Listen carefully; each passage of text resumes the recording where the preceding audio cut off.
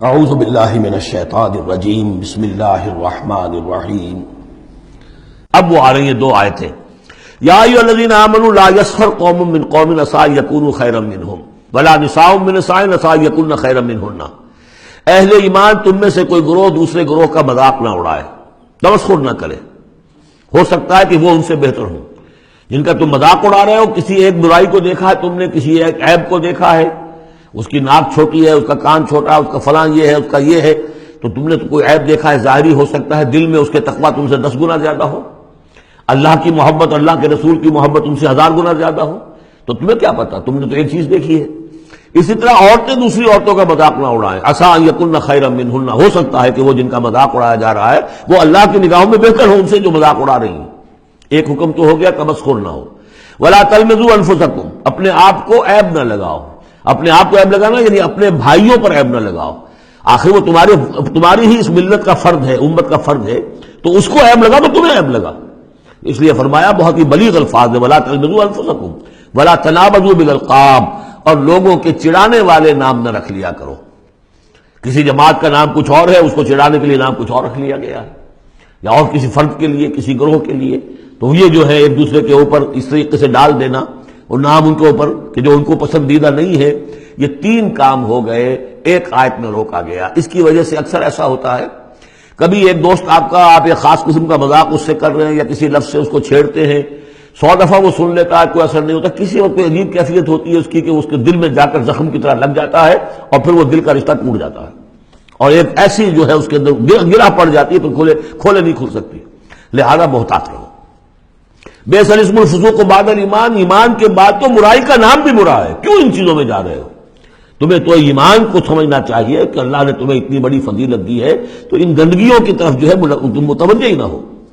ومن لم یتوب فاولئک هم الظالمون، اور جو باز نہیں آئیں گے تو وہی ہے کہ جو ظالم ہے اللہ کی نگاہ میں۔ تو ترغیب بھی ہے، تشویق بھی ہے، سمجھانے کا انداز بھی ہے، اور ڈانٹ ڈپٹ بھی ہے۔ باز نہیں آؤ گے تو اللہ کی نگاہ میں پھر تم ظالم ہو۔ اگلی آیت میں پھر 3 چیزیں، وہ پہلی 3 چیزیں روح در روح ہوتی ہیں، آمنے سامنے، اور یہ 3 چیزیں وہ ہیں جو غیب میں ہوتی ہیں، پیٹھ پیچھے ہوتی ہیں۔ یا ایھا الذین آمنوا اجتنبوا کثیرا من الظن ان بعض الظن اثم، اہل ایمان زیادہ ظن کرنے سے بچو، خام خواہ گمان بٹھا لینا کسی کے بارے میں، جب تک کہ کوئی بات ظاہر نہ ہو جائے، کسی کی طرف سے کوئی روش یا رویہ یا کوئی اقدام جو ہے واضح طور پر سامنے نہ آ جائے، اپنے دل میں خام خواہ کوئی اس کے بارے میں جس کو ہم کہتے ہیں سوء ظن پیدا کر لینا۔ ان بعض الظن اثم، بعض ظن جو ہے وہ تو گناہ کے درجے تک پہنچ جائیں گے، اس لیے کہ تم نے اپنے دل میں بات بٹھا لی ہے، حالانکہ اس میں وہ شے ہے ہی نہیں۔ لہذا یہ تمہاری طرف سے گویا کہ ایک تہمت ہو رہی ہے اس کے اوپر، قلبی طور پر تو تہمت ہو گئی۔ ولا تجسسوا، اور دوسری بات یہ ہے کہ ایک دوسرے کے حالات کی ٹوہ میں نہ رہو۔ بہرحال اسلامی ریاست ہوگی تو جاسوسی کا ایک محکمہ بھی ہوگا، وہ تو اپنی جگہ پر ہے، لیکن افراد کی سطح پر خام خواہ فلاں اس گھر میں کیا ہو رہا ہے، کیوں ہو رہا ہے، یہ دونوں بھائیوں کے معاملات کیا ہیں، کیا وجہ ہے، لڑائی کیوں نہیں ہوتی ان میں، کچھ لوگوں کی ہوتی ہے، تلاش میں رہتے ہیں ایسی چیزوں کی۔ ولا تجسسوا، تجسس مت کرو۔ ولا یغتب بعضکم بعضا، اور تم میں سے کوئی دوسرے کی غیبت نہ کرے، کسی کے پیٹھ پیچھے غیر موجودگی میں اس کی کوئی برائی نہ بیان کرے، چاہے وہ برائی بالفعل اس میں ہو۔ حضور سے پوچھا گیا کہ حضور اگر وہ برائی اس میں ہو، آپ نے فرمایا تبھی تو غیبت ہے، اگر برائی ہے نہیں تو تہمت ہو گئی، وہ تو غیبت سے دوہرا جرم ہو گیا۔ لیکن یہی ہے کہ کسی مسلمان بھائی کی غیر موجودگی میں اس کی کوئی برائی بیان نہ کی جائے۔ ایحب احدکم ان یاکل لحم اخیہ میتا، کیا تم میں سے کوئی شخص اسے پسند کرے گا کہ وہ اپنے کسی مردہ بھائی کا گوشت کھائے؟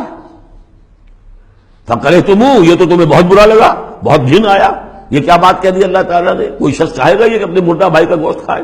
لیکن یہ اخلاقی سطح پر یہی کام تم کرتے ہو۔ غیبت جو ہے اخلاقی سطح پر یہی ہے، کیوں کہ جو شخص موجود نہیں ہے آپ اس کی عزت پر حملہ کر رہے ہیں۔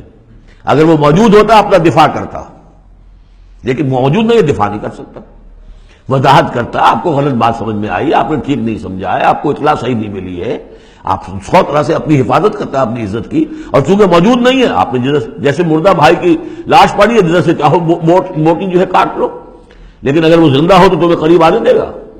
یہی ہے مثال۔ ایحب احدکم ان یاکل لحم اخیہ میتا فکرہتموہ واتقوا اللہ ان اللہ تواب الرحیم، اور اللہ کا تقوی اختیار کرو، اللہ تواب ہے، توبہ کا بہت قبول فرمانے والا، اور رحیم ہے، بہت رحم فرمانے والا۔ صدق اللہ العظیم۔